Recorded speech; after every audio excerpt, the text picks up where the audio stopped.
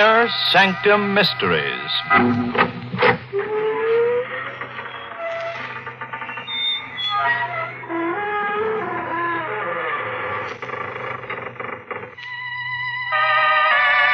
Good evening, friends of the creaking door.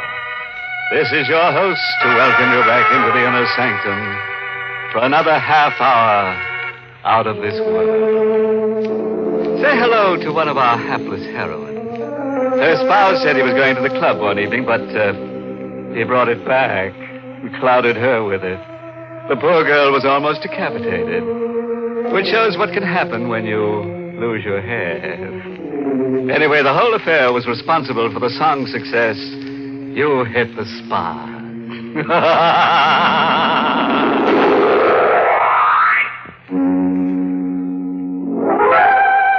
All right, friend. Turn out the light. Plaster your hair down. Curdle close to the fire.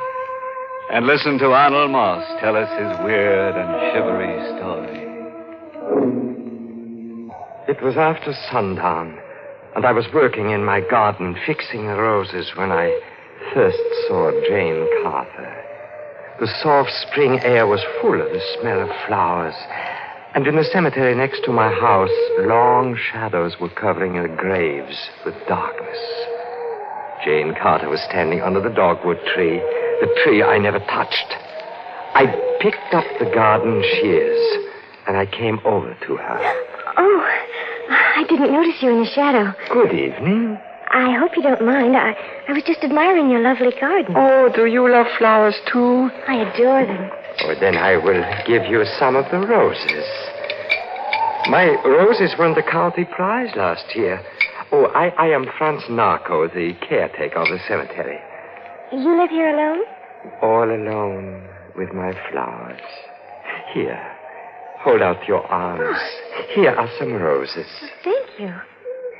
I imagine it must be lonely here. There isn't a house for miles. Oh, not too lonely. The dead are always near. Hold the flowers close to your face. All right, but why? They make you look even lovelier than you are. So young and charming, the roses next to your neck, they look like blood. Really, Mr. Narco, I must... Don't move. But, Mr. Narco... Be quiet. Those garden shears. What are you going to do? Don't be frightened.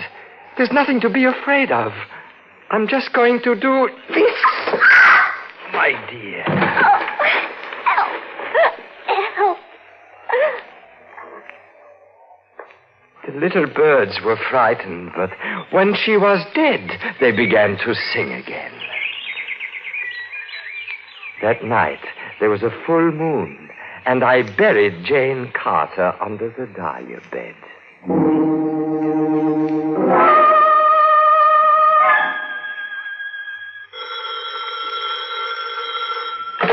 Police headquarters, Chief Dane speaking.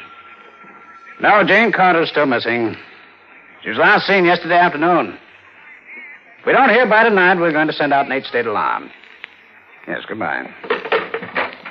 Good morning, Ethan. Franz, how are you? Fine, thank you, Ethan. I brought you some flowers. They're blooming early this year. Today is the 27th, you know. April 27th. Yes, Franz, I expected you. You haven't missed a visit on the 27th in 20 years. It seems incredible. On April the 27th, 20 years ago, my wife, Martha, disappeared. And in all this time, you haven't found any trace of her. Maybe we do know the man responsible for her disappearance. You don't mean you found her? Did you see the courier this morning? Yes.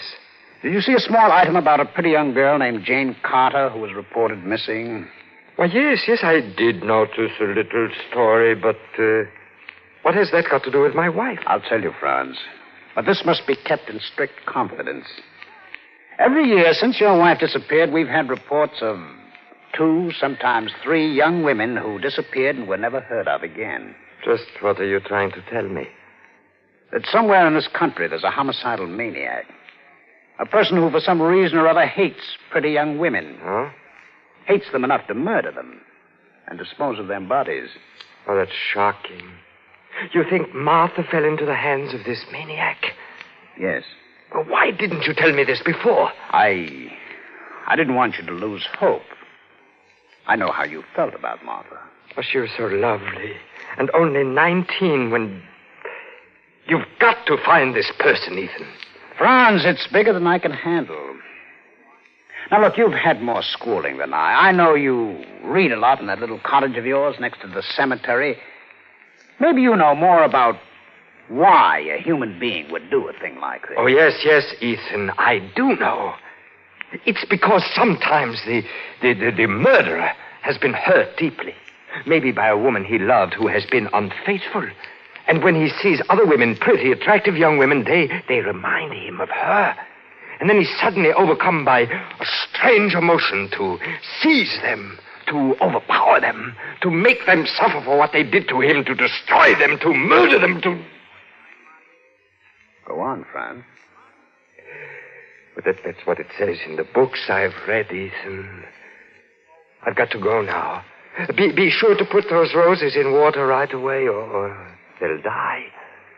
I won't let them die, Franz. Goodbye. Goodbye.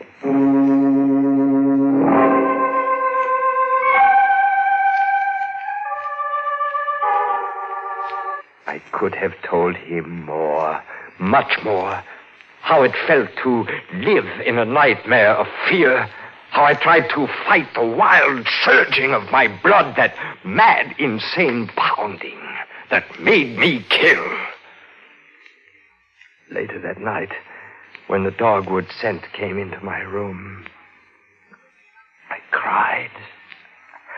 I cried like a child. I was thinking of Martha, my beautiful Martha.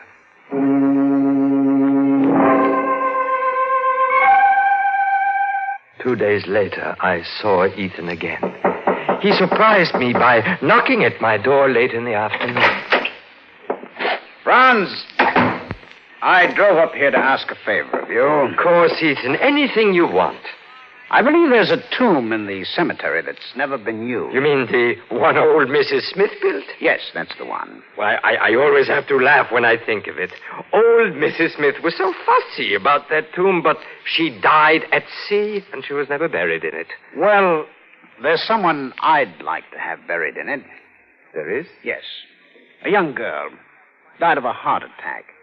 Helen Winters is her name. Judging from her clothes and those who knew her, she apparently comes from a good family, but we can't seem to locate them. Well, why don't you bury her in Potter's Field, like the others?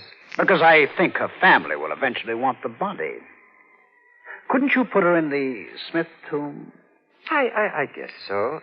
I don't think Mrs. Smith would mind. Good. I'll have the body brought up in an hour.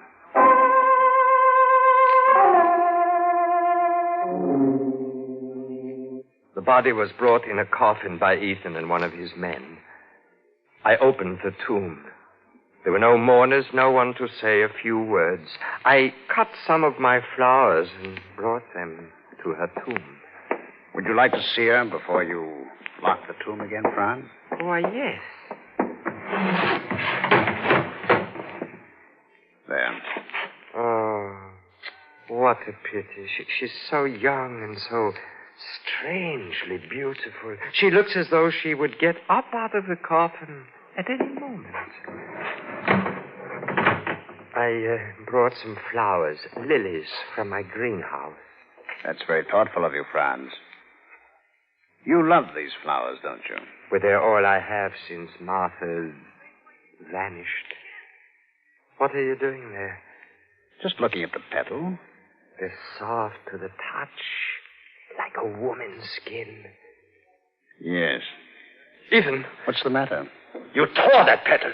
You ripped it. It's just a flower petal. Stop it! Stop it! Franz! Stop hurting the flowers! Stop it, you fool! Stop it! Oh, I'm sorry, Ethan. I didn't mean to hit you. I lost my head. I can't see anyone harm a flower like that. I couldn't sleep that night. Somewhere far in the countryside, a dog was baying at the moon. I went to my window. My garden was all silver in the moonlight. And then I noticed it. The dogwood tree. A strange glow like a fine blue fire hung over the branch near the patch of iris. It was shining with a light that was not of this world. And then I saw the face of Helen Winters. She was staring at the glowing branch. It was the dead girl wearing the shroud she wore in the coffin. I quietly slipped downstairs. On the way into the garden, I picked up the shears.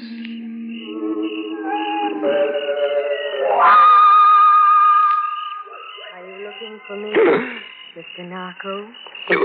You're Helen Winters. Yes, that is one of my names. But you can't be here. You're dead. Yes, I am dead. But this is a trick. Who are you? Look, I have something to show you.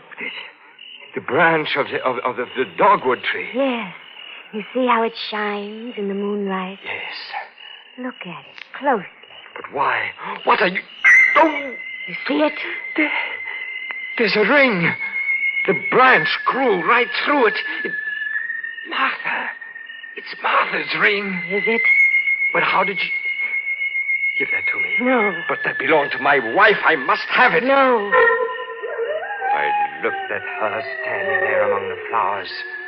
Oh, she was beautiful. And the moonlight made her look like a woman in a dream. And suddenly I felt the strange power rising in my blood. I longed to touch her, to seize her. I tightened the grip on my shears and came closer to her.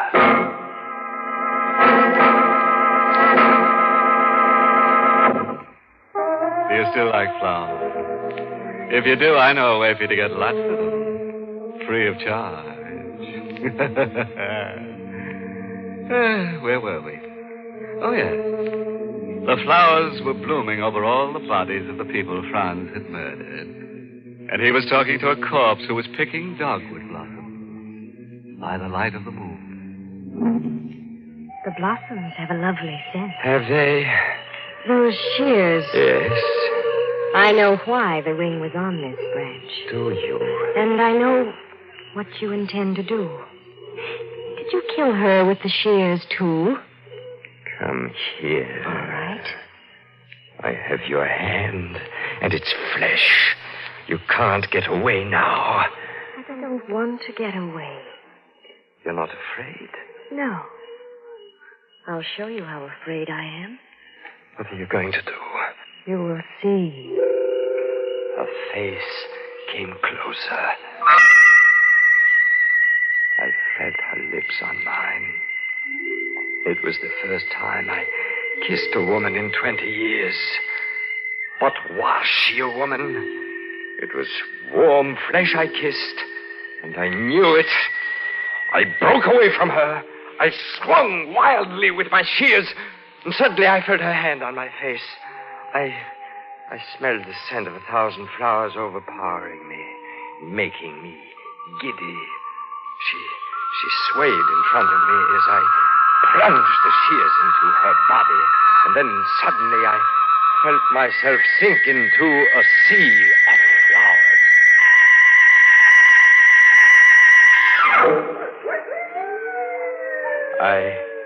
I opened my eyes. I was lying in the patch of iris. I saw the moon glowing blood red shining through the dogwood tree. I got up. What had happened? I must have been unconscious. My shears were lying on the ground where I had fallen. Helen Winters had disappeared. I picked up the shears, got my keys, went to the tomb. I opened the door, and then I opened the coffin. She was lying there, not a wound on her. I couldn't believe it. I raised the shears. I would find out that... Franz? You'd better get away from that coffin. What made you come here, Ethan? Never mind. What's this? A sprig of dogwood and... that ring. You recognize it? Yes. It belonged to Martha. I gave it to her before she married you. You murdered her, didn't you? Is it necessary to take out your gun, Ethan? I'm afraid so. You really believe I killed Martha? I believe you buried her under the dogwood tree in your Oh, garden. that's ridiculous.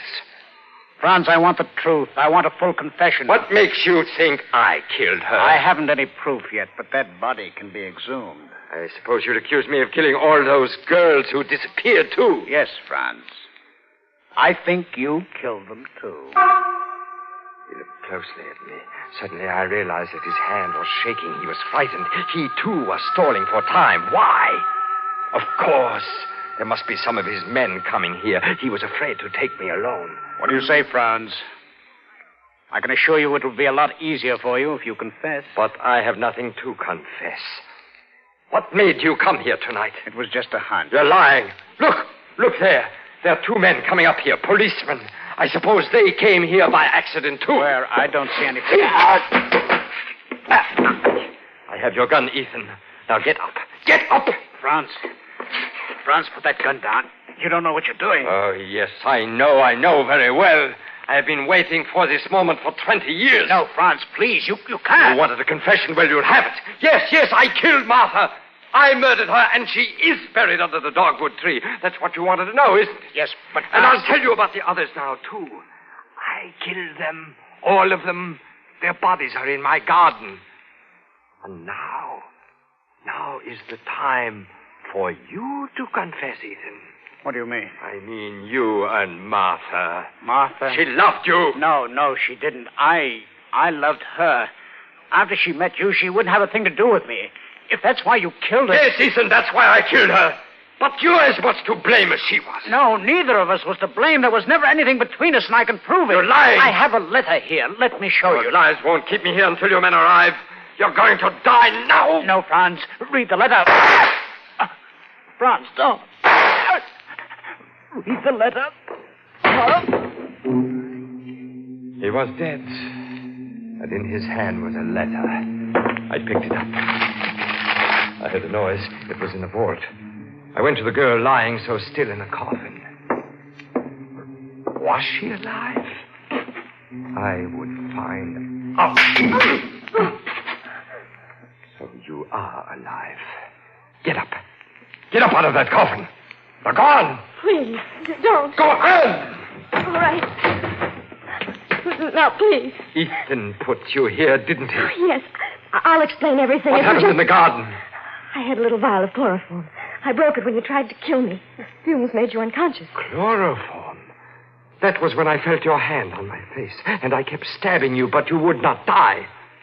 How did he know Martha was buried under the dogwood tree? I told him. I dug under that tree while you were unconscious. Oh, that's strange now, isn't it? You would never have known about it if the tree, as it grew, hadn't caught up the ring and pushed it out on one of its branches. It's as though nature itself were accusing me. Here, don't you try to get away. Stand still. Oh, you are beautiful and evil, like all of them. Like Martha. I'm going to kill you. No, don't. The gun is empty. Here, come back here. You're not getting away. I still have these. The garden shears. Yes, the garden shears. Let go of me. No, I'm going. Are you up there? Help me, hurry! We're coming up! I ran out of the tomb. I saw 4 men coming across the graveyard in the moonlight. I ran. The girl came out of the vault and screamed. They began firing at me. I ran across the moonlit cemetery, stumbling, falling, running for my life. I felt a piercing pain in my thigh. I fell and struck my head against a gravestone.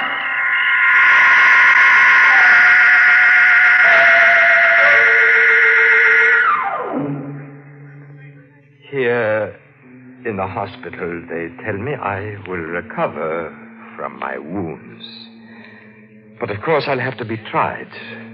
I know I shall be put to death. Oh, yes, the letter Ethan tried to show me. It was just a few lines, dated April 27th, 20 years ago. It read, Dear Ethan, please come to see Franz and convince him that there never was anything between us and that I am not seeing you now. He doesn't believe that I have always loved only him. Martha. You see, my killing her, it was all a mistake. A mistake that twisted a thread in my mind. I would like lots of flowers on my grave. Lilies, roses. Yes. Many, many blood-red roses.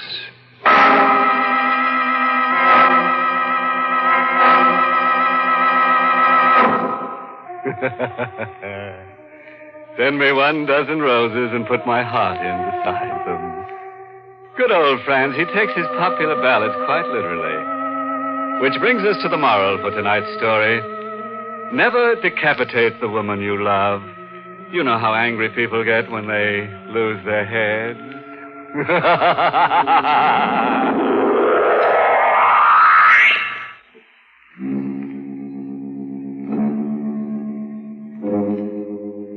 And now, friends, it's time once again to close that creaking door. Until next week at this same time. Next week's story is about a boy and a girl who go off on their honeymoon and then discover that 2's fine, but 3's a crowd, especially when number 3 is a corpse. Now, what the boy and girl said to that corpse and what the corpse said to them, well, you'll just have to wait until next week to hear about it. Until then, good night. Pleasant dreams.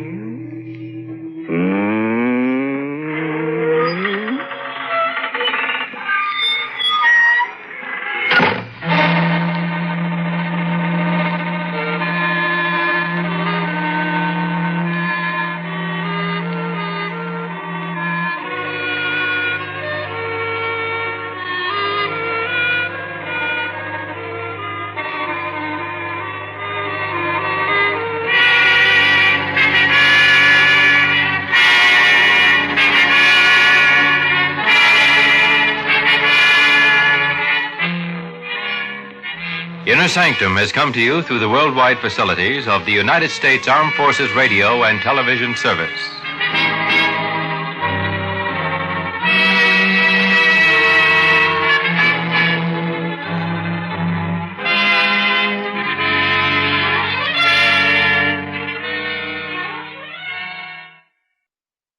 Spooky Ventures is the home for spooky content and spooky merchandise on the web. Check it out today at spookyventures.com. And remember, always keep it spooky.